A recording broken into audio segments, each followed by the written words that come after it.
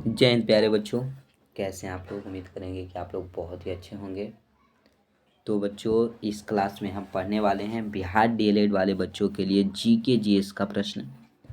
जानते हैं आप लोग साथियों कि डीएलएड के एग्ज़ाम में 20 प्रश्न जीके जीएस से आते हैं और मैं आपका मिथिलेश सर डेली का जीके जीएस का 20 प्रश्न लेकर के आते हैं। और इस सेशन में साथियों हम लेकर के आए हैं 25 प्रश्न। कितने प्रश्न साथियों?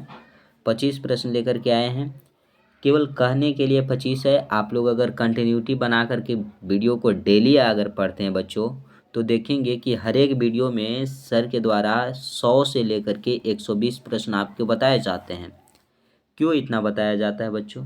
सिर्फ आपके लिए कि जो भी प्रश्न आए उससे रिलेटिव जितने भी प्रश्न बनते हैं वो सभी मैं चाहता हूँ कि बच्चों को बता दूँ, ताकि बच्चे जो है वो 100% स्कोरिंग कर सके। जीके का 20 में 20 प्रश्न कर सके बच्चों।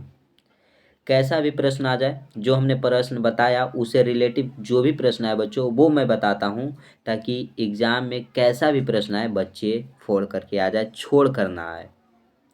ठीक है, तो आप लोग क्लास में डेली कंटिन्यूटी बनाए रखें। जीके जीएस का क्लास चलता है और डेली बच्चों डीएलएड वाले बच्चों के लिए हिंदी का क्लास चलता है। हिंदी का क्लास चलता है बच्चों, और हिंदी में भी मैं 25 प्रश्न आते हैं, तो 25 में 25 आपके लिए चाहता हूं कि बच्चों एग्ज़ाम में लड़ जाए, और वैसा प्रश्न लेकर के आता हूं। अगर आप लोग कंटिन्यूटी बनाकर रेगुलर क्लास करते हैं तो 20 जीके और 25 हिंदी का क्लास में जो प्रश्न बताते हैं वो बच्चों एग्ज़ाम में आपका एक भी नहीं छूटेगा। तो सेशन में बच्चों अच्छे से बने रहिए। सेशन अच्छा लगे तो लाइक करेंगे और दोस्तों के पास शेयर करना ना भूलिए बच्चों। एक बार सभी बच्चे सेशन को शेयर कर दीजिएगा, ठीक है। जितना हो सके अपने फैमिली के पास, भाई बहन, रिश्तेदार, दोस्त बंधु के पास ज़रूर भेजेंगे जो डीएलएड की तैयारी करते हैं। अगर बच्चों डीएलएड छोड़कर कोई भी कम्पिटिटिव एग्ज़ाम की तैयारी करते हैं उनके पास शेयर कर दीजिए, क्योंकि जीके जीएस जो हम बताते हैं बच्चों वो हर एक कम्पिटिटिव एग्ज़ामों के लिए बहुत ज़रूरी है। और इतना करने के बाद साथियों, जो भी बच्चे चैनल को सब्सक्राइब अभी तक नहीं किए हैं वो चैनल को सब्सक्राइब कीजिए, घंटी को दबाकर बेल आइकन को ऑल पे सेट कर लीजिएगा, ताकि जब भी वीडियो अपलोड करें तो नोटिफिकेशन मिले और सबसे पहले आप बच्चों नियमित समय पे क्लास अटेंड कर सकेंगे और क्लास का लाभ उठाइए। पीडीएफ चाहिए दोस्तों तो टेलीग्राम का लिंक हमने डिस्क्रिप्शन में दे रखा है, आप लोग टेलीग्राम से ज़रूर जुड़ जाइए। और लिंक के माध्यम से जो बच्चे नहीं जुड़ रहे हैं वो सर्च कीजिएगा मोटिवेशन गुरु मिथिलेश टेलीग्राम पे। जो लोगो आपको दिखेगा चैनल का वही लोगो दिख जाएगा बच्चों टेलीग्राम का। उसमें लगभग 150 बच्चे जुड़ चुके हैं। आप लोग भी जुड़िए और पीडीएफ का आनंद उठाइए, ठीक है। कोई समस्या है बच्चों, क्लास अगर अच्छा लगे तो, क्लास अच्छा ना लगे तो, या कोई ये क्लास से संबंधित बच्चों कोई परेशानी हो या कोई प्रश्न से संबंधित परेशानी हो तो कमेंट बॉक्स में आप लोग ज़रूर कमेंट कीजिएगा। मिथिलेश सर बच्चों आपके रिप्लाई देने के लिए हमेशा तत्पर रहेंगे। हमेशा बच्चों आपके एक कमेंट में एक रिप्लाई ज़रूर दूंगा, ठीक है। तो चलते हैं बच्चों, ज़्यादा टाइम नहीं लेंगे, टाइम लेना है हमें प्रश्नों के ऊपर। तो प्रश्न जो स्टार्ट होता है बच्चों यहीं से देखिएगा, टाइम लेंगे क्योंकि प्रश्न में बच्चों आपको एक्स्ट्रा अब इतना बताएंगे ना, इतना बताएंगे ना कि आप भी सोचिएगा कि साला एग्जाम में क्वेश्चन आएगा तो कहाँ से आएगा। एग्जामिनर क्वेश्चन सेट करने वाला भी सोचेगा कि हम एग्जाम में क्वेश्चन सेट कैसे करें कि मोटिवेशन गुरु मिथिलेश पर वो प्रश्न नहीं बताया गया हो, ऐसा सोचेगा। आप लोग जरी कंटिन्यूटी बनाकर पढ़ते रहें। पहला प्रश्न, अशोक चक्र में कितनी तिलियां होती है? देखिए तिरंगे बच्चों जो हमारा होता है 3 रंग का, जो सफ़ेद वाला होता है उसमें एक अशोक चक्र होता है, अशोक चक्र होता है बच्चों। इसमें पूछा गया कि जो तिलियां जो होती है वो कितने होते हैं, तो हम लोग नहीं ना जानते थे तो ऐसे बोल देते कि अरे यार हम लोग जब तिरंगा पारते थे तो हम लोग पार देते थे कि जितना आट रहा है उतना पार दो ना यार। लेकिन बाद में जब पढ़े उसके बाद पता चला कि उसमें बच्चों 24 लाइनें होती हैं। तिलियां कितनी होती हैं? 24 होते हैं। Option number B. ये जो हमारा भारत का तिरंगा है बच्चों, इसको हमारे देश ने अपनाया कब, संविधान ने कब अपनाया? तो 22 जुलाई को, 22 जुलाई 1947 को हमारा देश ने इसे अपनाया था। तिरंगे का डिजाइन किसने तैयार किया? तो डिजाइन दिया था बच्चों पिगली वैंकैया ने। पिगली वैंकैया इन्होंने 30 देशों के तिरंगों के साथ बच्चों अध्ययन किया। उसके बाद हमारे देश भारत का तिरंगे का निर्माण किया, जिसे 22 जुलाई 1947 ईस्वी को हमारा संविधान ने उसे अपनाया था। उसमें 24 तिरिया होती है। अगर इसके लंबाई और चौड़ाई का अनुपात पूछे बच्चों, तो तिरंगे की लंबाई और चौड़ाई का अनुपात होता है 3:2। बताइए ना, कहाँ से प्रश्न पूछेगा? तिरंगा से प्रश्न कहाँ से पूछेगा भाई, बताइए आप लोग। एक भी प्रश्न नहीं छूटने देंगे जीके का। देखिएगा नेक्स्ट प्रश्न, आप लोग बी को लॉक कर दीजिएगा। और बच्चों पीडीएफ के लिए टेलीग्राम से ज़रूर जुड़ जाइएगा, क्योंकि टेलीग्राम पे जुड़ेंगे, पीडीएफ हम आपको देंगे और बच्चों जो बताएंगे आप लोग एक बार ज़रूर क्वेश्चन को पढ़ कर देखिएगा। दूसरा आता है कि फूलों की घाटी किस राज्य में स्थित है? फूलों की घाटी पूछा गया ना, अब हम बताएंगे फूलों की घाटी किस राज्य में स्थित है। पहले आंसर बता दें बच्चों कि पहले वर्णन ही कर दें इसके बारे में। तो बच्चे कहेंगे कि सर पहले आंसर पे बता दीजिए ना। तो काहे हो आंसर वाला काहे मरल बाड़ा तू लोग। देखो उत्तराखंड में साथियों फूलों की घाटी जो है उत्तराखंड राज्य में स्थित है। ऑप्शन नंबर सी राइट हो जाएगा। अब उत्तराखंड की अगर बात कर दें हम, तो देश का जो पहला नेशनल पार्क है वो उत्तराखंड में स्थापित किया गया था। देश का बच्चों प्रथम नेशनल पार्क है। नेशनल पार्क की अगर बात करें कि स्थापित किया गया था कहाँ पे, तो उत्तराखंड में। कब बच्चों? तो 1936 ईस्वी में।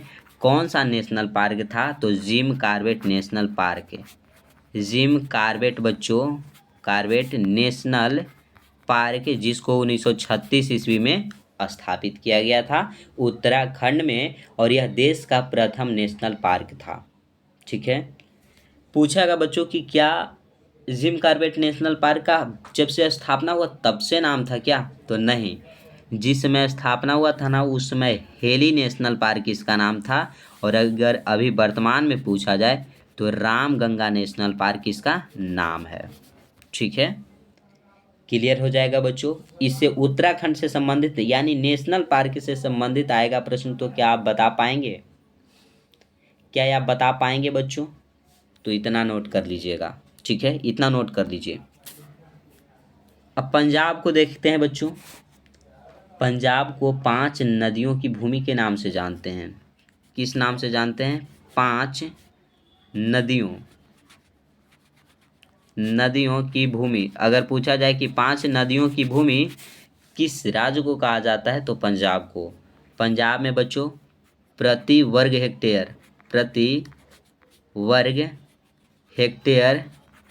हेक्टेयर पर बच्चों गेहूं का उत्पादन सबसे अधिक होता है। गेहूं उत्पादन जो है वो सबसे अधिक होता है, ये आप लोग याद रखिएगा। केरल की अगर बात करें तो साक्षरता दर आपसे पूछ दिया जाएगा बच्चों, साक्षरता दर सर्वाधिक किस राज्य की है? तो केरल का हो जाएगा। लिंगानुपात सबसे अधिक किसका है? तो केरल का हो जाएगा, जो कि 2011 के जनगणना के अनुसार। क्लियर है बच्चों? बताइएगा यहाँ तो कोई समस्या है तो।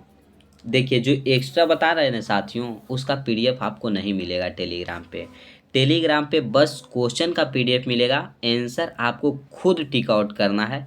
क्योंकि आंसर दे देंगे साथियों यहीं पे टिक आउट करके, तो आप लोग क्या कीजिएगा, याद कीजिएगा पहले। क्या नहीं, पहले सेट मारना है उसके बाद याद करना है। ठीक है, और जो एक्स्ट्रा बता रहे हैं उसे सभी बच्चे नोट करते चलेंगे। आप लोग क्लास को रोक करके नोट कर लीजिएगा। या तो बच्चों हम इतना बता रहे हैं आपको, रेगुलर क्लास में बताते हैं आप लोगों को, तो याद हो जाना चाहिए था, याद कर लीजिएगा। ठीक है, फूलों की घाटी किस राज्य में स्थित है? उत्तराखंड में। सी को लॉक कर लीजिएगा, सी आंसर राइट हो जाएगा। अगला प्रश्न, अगला आया है, हमारे सौर मंडल का सबसे बड़ा ग्रह कौन सा है? सबसे बड़ा ग्रह सौर मंडल का बच्चों, शनि, पृथ्वी, अरुण, बृहस्पति। तो यहाँ अगर सौर मंडल की बात करें ना बच्चों, तो इसमें 8 ग्रह हैं। टोटल कितने ग्रह हैं? 8 ग्रह हैं। और पहले थे बच्चों 9 ग्रह, टोटल 9 ग्रह थे, लेकिन एक प्लूटो हमारा ग्रह था, प्लूटो, जिसको 2006 में 52 ग्रह में शामिल कर लिया गया, 52 ग्रह में शामिल कर लिया गया। इसीलिए हमारे सौरमंडल में टोटल 8 ग्रह बचे हैं। और यहाँ पे पूछा जा रहा है कि सबसे बड़ा ग्रह कौन सा है, तो सबसे बड़ा है बच्चों बृहस्पति। डी आपका राइट हो जाएगा। शनि दूसरा सबसे बड़ा ग्रह है। दूसरा अगर सबसे बड़ा ग्रह पूछ दिया जाए, सबसे बड़ा ग्रह, तो बच्चों शनि ग्रह हो जाएगा। क्लियर हो जाएगा, इतना तक नोट कीजिएगा। और भी कुछ बताएंगे बच्चों यहाँ पे। उम्मीद है कि आप लोगों को और कुछ प्रश्न बता दें, ताकि कैसा भी प्रश्न अगर वायुमंडल से, सौरमंडल से आ जाए प्रश्न बच्चों, तो आप एक भी ना छोड़ें। ऐसा मैं सोचता हूँ आपके लिए। आप क्या सोचते हैं वो तो आप समझेंगे, कमेंट बॉक्स में अपना अपना राय बच्चे ज़रूर देंगे। नोट कीजिए, सौरमंडल बच्चों, सौरमंडल की खोज कोपरनिकस ने किया। कोपरनिकस ने सौरमंडल की खोज की। सौरमंडल में ग्रह पूछ दिया जाए तो 8 ग्रह हैं। सूर्य बच्चों, सूर्य एक तारा है, और सूर्य के नज़दीक का ग्रह पूछ दिया जाए, नज़दीक का ग्रह कौन सा है, तो नज़दीक का ग्रह होगा बच्चों बुध। ठीक है। दूर का ग्रह पूछ दिया जाए बच्चों, दूर का, तो वरुण हो जाएगा। सबसे दूर, सूर्य से सबसे दूर कौन सा ग्रह है, वरुण। सबसे नज़दीक कौन सा है, बुध। शनि बच्चों सौरमंडल का दूसरा सबसे बड़ा ग्रह है।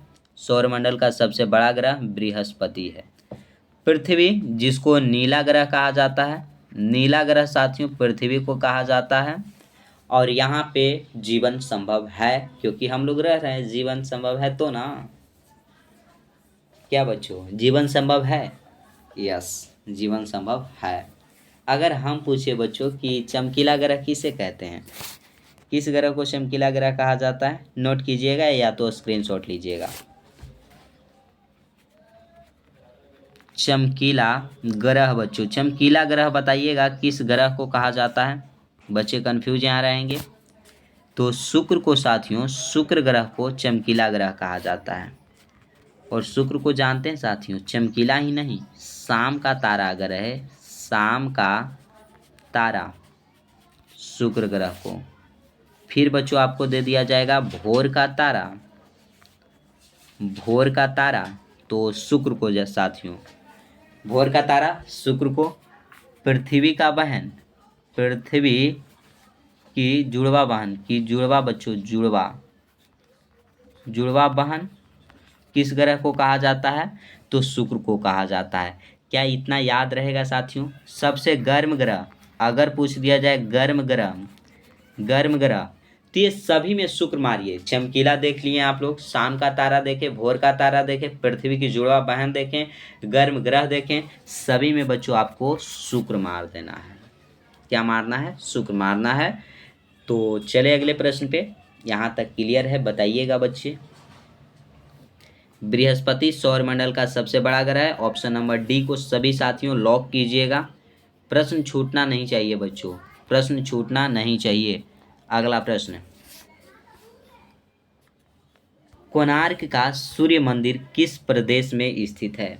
कोणार्क का सूर्य मंदिर केरल, उड़ीसा, असम, तमिलनाडु। ये देखिएगा बच्चों, कोणार्क सूर्य मंदिर जो है वो उड़ीसा में है, भगवान विष्णु को समर्पित है। ऑप्शन बी राइट हो जाएगा, सूर्य देवता को समर्पित है बच्चों, सॉरी सूर्य देवता। अब उड़ीसा के बात करें तो उड़ीसा जो है साथियों, यह राज्य, यह हमारे राज्य बिहार से अलग हुआ है। और बिहार से अलग होकर नया राज्य कब बनाया, तो 1 अप्रैल को बनाया था, 1 अप्रैल 1936 को। और झारखंड भी जो है बच्चों, झारखंड भी ये हमारा बिहार से ही अलग हुआ। और यह नया राज्य 2000 ईस्वी को बनाया था, 2000 ईस्वी को ये बनाया था। 15 नवंबर 2000 को नया राज्य बनाया था। क्लियर हो जाएगा, क्लियर है साथियों। असम बच्चों, बिहू कहाँ का हो जाएगा, बिहू आपका असम का हो जाएगा। तमिलनाडु बच्चों है भरतनाट्यम, अगर पूछ दिया जाए भरतनाट्यम किस राज्य का शास्त्रीय नृत्य है, तो तमिलनाडु का हो जाएगा। प्रश्न आएगा बच्चों हम बताएंगे, जैसा जैसा प्रश्न आएगा वैसा वैसा आपको आंसर मिलेगा, ठीक है, वैसा वैसा प्रश्न से आपको परिचित कराएंगे। बी आपका राइट आंसर होगा। अगला प्रश्न आया है कि लाल रक्त कणिकाओं का जीवन काल कितना होता है। जो लाल रक्त कणिकाएं हैं बच्चों उसको हम आरबीसी कहते हैं। क्या कहते हैं साथियों? आरबीसी। बच्चे कभी कभी कह देते हैं आरसीबी। तो अरे यार, आरसीबी के बारे में जो विराट भाई के फैन हैं वो आरसीबी सोचेंगे, तो आरसीबी नहीं सोचना है, आरबीसी सोचना है आपको, क्योंकि आरसीबी तो आज तक एक भी ट्रॉफी उठा नहीं पाया। देखिए 2025 आईपीएल में क्या ट्रॉफी विराट कोहली के हाथ लगता है या नहीं लगता है। तो आरसीबी नहीं सोचना, आरबीसी आपको जानना है, ठीक है। तो आरबीसी को लाल रक्त कणिकाएं कहते हैं, RBC red blood cell. Okay, अब इसका जीवन काल पूछा तो जीवन काल तो हम बच्चों बता ही देंगे। जीवन काल 120 दिन का होता है।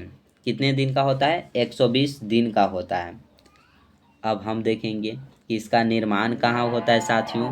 तो आरबीसी का जो निर्माण है साथियों, निर्माण की अगर बात करें तो अस्थि मज्जा में होता है। अस्थि मज्जा, अस्थि मज्जा में आरबीसी का निर्माण होता है। आरबीसी का अगर बच्चों कब्रिस्तान पूछ दिया जाए, कब्रिस्तान, कब्रिस्तान तो प्लीहा को कहा जाता है। प्लीहा को आरबीसी का कब्रिस्तान कहा जाता है। आरबीसी के अंदर बच्चों लाइसोसोम जो है वो नहीं पाया जाता है। लाइसोसोम, लाइसोसोम की अगर बात करें तो आरबीसी के अंदर लाइसोसोम नहीं पाया जाता है। क्लियर है साथियों? क्लियर है बताइएगा। और आरबीसी मरने के बाद कहाँ जाता है? प्लीहा में जाता है, इसलिए प्लीहा को आरबीसी का कब्रिस्तान कहा जाता है। क्लियर है? यहाँ तक बच्चों ऑप्शन नंबर डी को आप लोग टिक आउट कर दीजिएगा। अगला प्रश्न आया। अगला प्रश्न कहता है बच्चों कि पृथ्वी दिवस कब मनाया जाता है। पृथ्वी दिवस 22 मार्च, 22 अप्रैल, 24 मार्च, 24 अप्रैल। तो बच्चों 22 मार्च आपको नहीं मार करके 22 अप्रैल मारना है पृथ्वी दिवस। अगर 22 मार्च रहे तो आप लोग जानते हैं हमारा बिहार दिवस 22 मार्च को ही मनाया जाता है।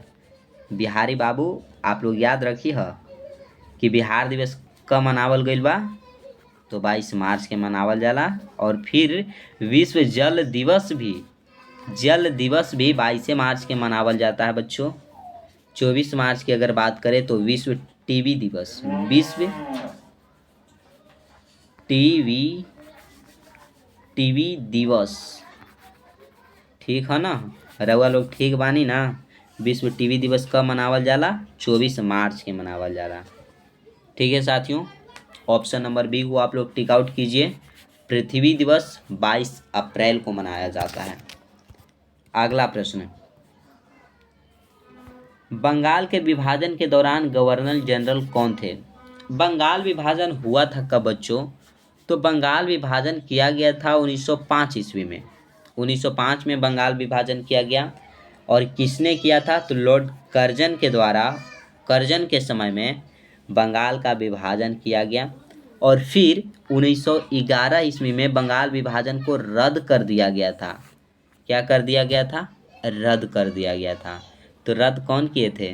तो लॉर्ड हार्डिंग द्वितीय के समय बच्चों बंगाल विभाजन रद्द किया गया था। लॉर्ड हार्डिंग, लॉर्ड हार्डिंग द्वितीय के समय में बंगाल विभाजन को क्या किया गया?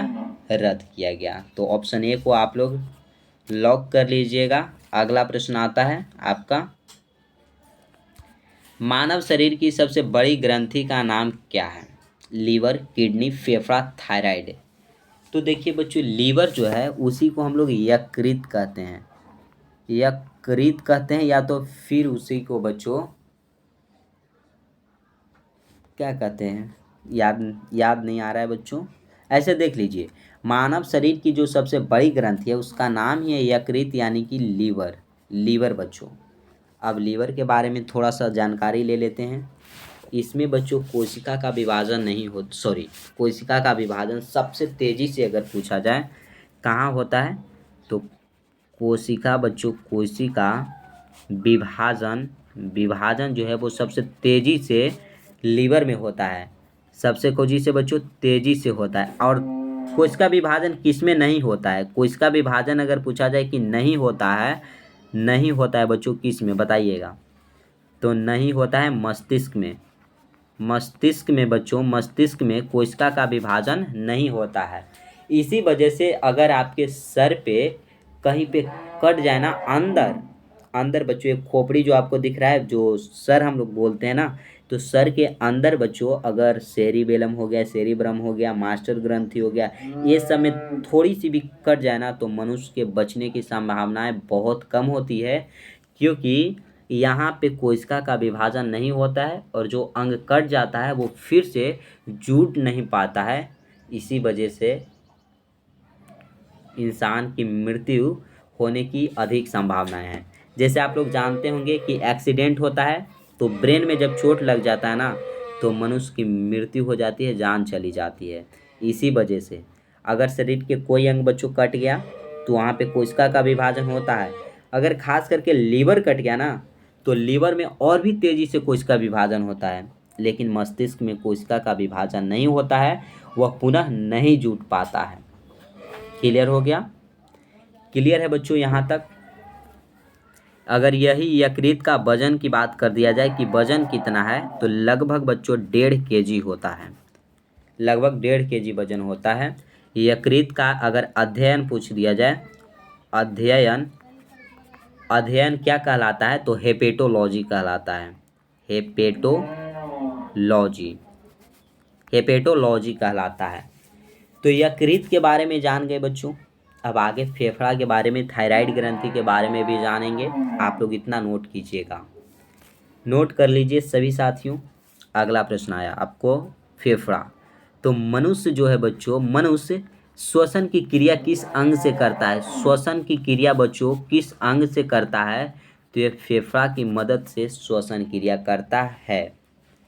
थायराइड ग्रंथि, थायराइड ग्रंथि मानव शरीर की सबसे बड़ी अंतःस्रावी ग्रंथि है, सबसे बड़ी। अगर अंतःस्रावी ग्रंथि आपसे पूछा जाए, स्रावी ग्रंथि कौन सी है, तो बच्चों थायराइड ग्रंथि हो जाएगी। क्या हो जाएगी? थायराइड ग्रंथि। क्लियर है? मानव शरीर की सबसे बड़ी ग्रंथि का नाम लीवर हो जाएगा। ऑप्शन नंबर ए को सभी बच्चे लॉक कीजिएगा। अभी तक चैनल को जो बच्चे सब्सक्राइब नहीं किए साथियों, वो सब्सक्राइब कीजिए और ये सेशन को शेयर कर दीजिएगा।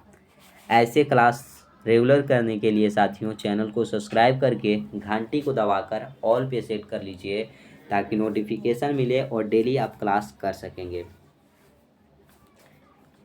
ठीक है बच्चों, पीडीएफ के लिए टेलीग्राम से ज़रूर जुड़ेंगे सभी बच्चे।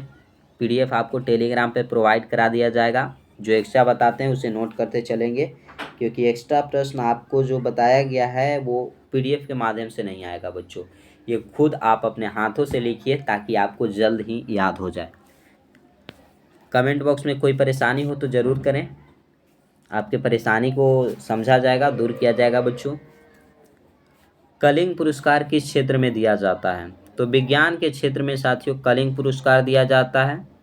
अगर हम पूछे कि विज्ञान का जनक, तो गैलीलियो को कहा जाता है बच्चों, गैलीलियो को विज्ञान का जनक कहा जाता है। विज्ञान की अगर आपसे बात किया जाए कितने भागों में बांटा गया है, तो 2 भागों में, एक बच्चों भौतिक और एक बच्चों जीव विज्ञान। जीव विज्ञान 2 वर्गों में बांटा गया।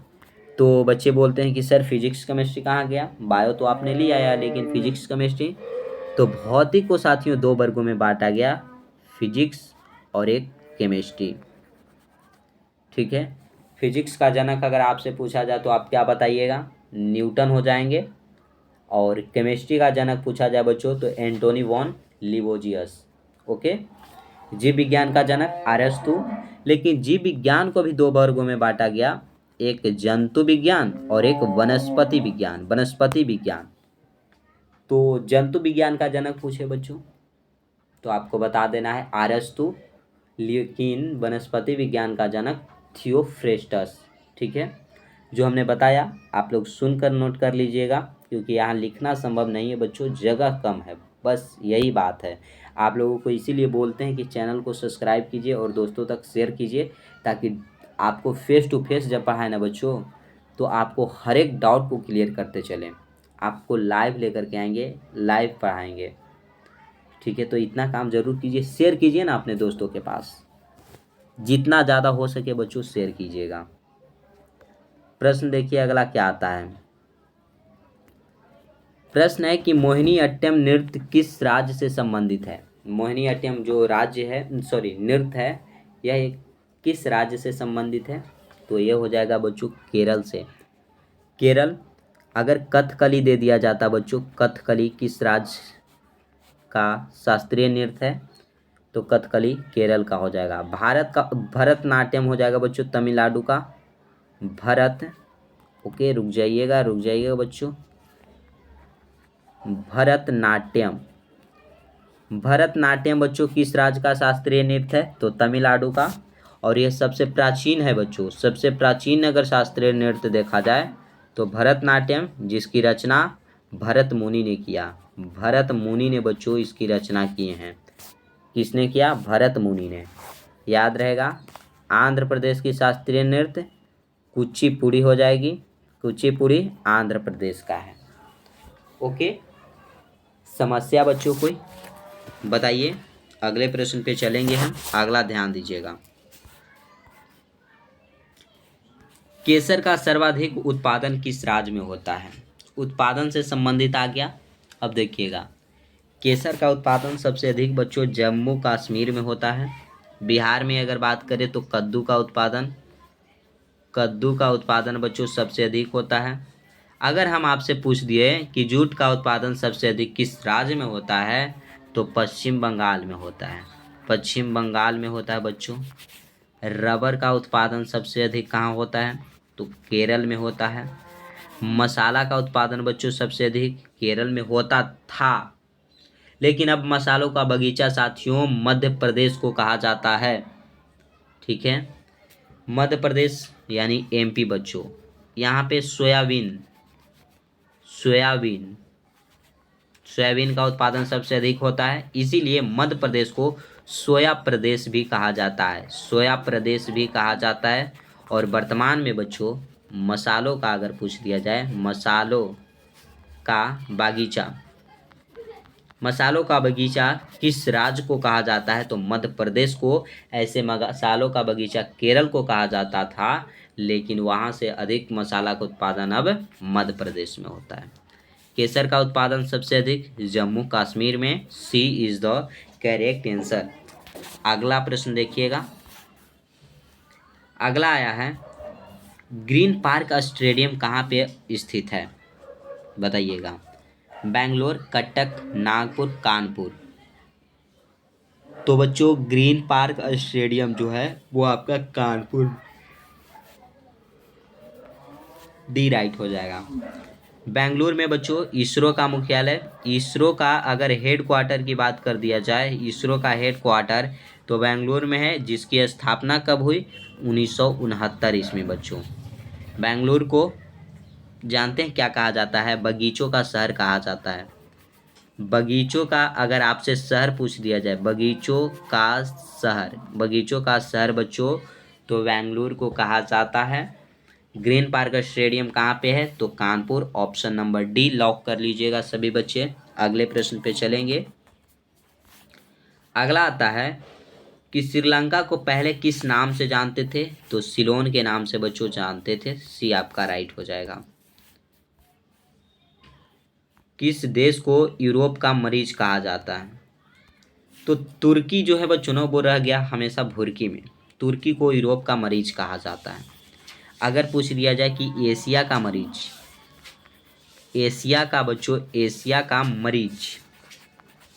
किसे कहा जाता है, तो ये चीन को कहा जाता है एशिया का मरीज।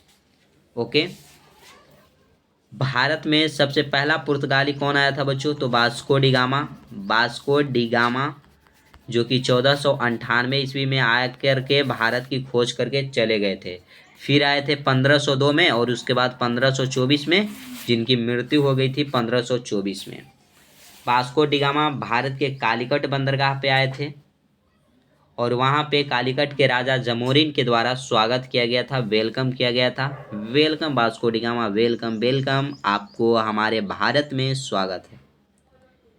तो लोग बोलते हैं कि क्या सर वास्को डी गामा ने भारत की खोज की थी क्या? तो 261 बीसी में कलिंग का युद्ध, ये सब लड़ा कैसे गया भारत में? जो लड़ाइयाँ हुई, अशोक राज किया, ये सब राज किए, जो अंग्रेज राज किए, तो भारत की जब खोज ही 1498 में हुई थी, तो भगवान बुद्ध का जन्म 563 बीसी में कैसे हुआ था? लुम्बिनी नेपाल में। उसके बाद ज्ञान की प्राप्ति हमारे भारत के बिहार के बोध गया में कैसे हुआ? ऐसे लोग पूछते हैं। तो अरे भाई, भारत की खोज इसने नहीं की, तो भारत में समुद्री मार्ग की खोज की वास्को डी गामा ने। बच्चे कंफ्यूज वहाँ रहते हैं, तो कंफ्यूज नहीं रहना है। वास्को डी गामा ने 1498 ईस्वी में समुद्री मार्ग की खोज किए थे, ठीक है। लेकिन बच्चों एक था मैगलेन। मैगलेन, अब समुद्री मार्ग की बात हुई तो मैगलेन ने बच्चों 1519 ईस्वी में समुद्री मार्ग द्वारा पूरे विश्व का भ्रमण किया था। तो इसलिए याद रखिएगा कि पूरे विश्व का समुद्री मार्ग द्वारा भ्रमण किसने किया सबसे पहले? तो मैगलेन ने। कब किया? तो 1519 ईस्वी में, ठीक है। यूरोप का मरीज बच्चों तुर्की को, एशिया का मरीज चीन को। ऑप्शन नंबर बी राइट होगा, याद रखिएगा। अगला प्रश्न, किस देश को उगते हुए सूर्य की भूमि कहा जाता है?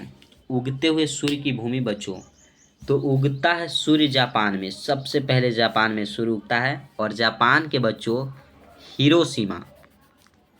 हिरोशिमा, और एक स्थान है नागासाकी। नागासाकी, ये दोनों स्थान पे अमेरिका ने परमाणु बम ही पटक दिया था। काहे हो भाई? तो अमेरिका ने 6 अगस्त को 1945 ईस्वी में बच्चों हिरोशिमा पर, और 3 दिन के बाद जस्ट नाउ 1945 में ही नागासाकी पर भी बम पटक करके पूरे जापान को क्षतिग्रस्त कर दिया था, और जापान बहुत विनाश हो गया था बच्चों। अमेरिका ने बहुत ज़्यादा गलती की थी, उस समय युद्ध था, हो जाता है। अगला प्रश्न देखिएगा, ऑप्शन सी राइट है आपका। निम्नलिखित देश में से झील की वाटिका कहा जाता है? झील की वाटिका किसे कहा जाता है बच्चों, ये बताइएगा। तो फिनलैंड को झील का वाटिका कहता है। स्विट्जरलैंड बच्चों, स्विट्जरलैंड में एक स्थान है जेनेवा। जेनेवा में WHO, WTO, रेड क्रॉस बच्चों, ये सभी का हेडक्वार्टर अगर बात किया जाए, मुख्यालय की बात किया जाए, तो स्विट्जरलैंड के जेनेवा में ही है। ओके, बी राइट आंसर होगा। अगला प्रश्न, निम्नलिखित में से किसे अग्निद्वीप के नाम से जाना जाता है? अग्निद्वीप बच्चों, अग्निद्वीप बताइएगा किसे जाना जाता है? तो आइसलैंड को कहा जाता है अग्निद्वीप। डी राइट होगा। नेक्स्ट आता है, सौरमंडल का दूसरा बड़ा ग्रह कौन सा है? देखिए बच्चे जो स्टार्टिंग से क्लास कर रहे हैं ना, वो जान रहे होंगे कि दूसरा सबसे बड़ा ग्रह शनि है, और पहला सबसे बड़ा ग्रह बृहस्पति है, क्योंकि हमने वहाँ पे ग्रह के बारे में चर्चा तो खूब कर दिया है बच्चों, खूब किया। आप लोग पढ़िए, पहला नहीं दूसरा या तीसरा प्रश्न था बच्चों, शायद तीसरा प्रश्न था, तो तीसरा प्रश्न को आप लोग देख लीजिएगा, इसके बारे में चर्चा किया गया है। शनि ग्रह का सबसे बड़ा उपग्रह टाइटन है, ए राइट हो जाएगा। क्लियर है? क्या बच्चों 20 ही छोड़ दें? नहीं, 25 पे छोड़ेंगे, बच्चों को 25 तक ले जाएंगे। जवाहरलाल नेहरू बंदरगाह कहाँ पे स्थित है? तो बच्चों जवाहरलाल नेहरू बंदरगाह मुंबई में है। कहाँ है? मुंबई में। मुंबई को साथियों 7 टापुओं का शहर कहा जाता है। 7 टापुओं का शहर, 7 टापुओं, 7 टापुओं का बच्चों अगर शहर पूछ दिया जाए तो मुंबई को कहा जाता है। कोलकाता को महलों का शहर, महलों का अगर आपसे शहर पूछ दिया जाए तो कोलकाता को कहा जाता है। क्लियर है? अगला प्रश्न, भारत का सबसे बड़ा बंदरगाह कौन सा है? तो बच्चों मुंबई बंदरगाह भारत का सबसे बड़ा बंदरगाह हो जाएगा। अगला आता है आपका, भारत में रेलवे तंत्र कब स्थापित किया गया था? तो 1853 ईस्वी में बच्चों भारत में सबसे पहले रेल चला था। जिस रेल का नाम था बच्चों ब्लैक ब्यूटी। ब्लैक ब्यूटी, ठीक है। ये बच्चों लॉर्ड डलहौजी के शासनकाल में चला था, जो कि मुंबई से लेकर के बच्चों थाने के बीच चला था। मुंबई से थाने के बीच चला था 1853 ईस्वी में। अगला प्रश्न आता है, विश्व का सबसे लंबा रेलवे प्लेटफॉर्म कहाँ है? तो ये बच्चों हुबली में है, डी राइट होगा। और ये रहा आज का लास्ट प्रश्न, भारत में राष्ट्रीय जलमार्गों की संख्या कितनी है? तो 111 है बच्चों, बी राइट होगा। तो सेशन आज का समाप्त हुआ।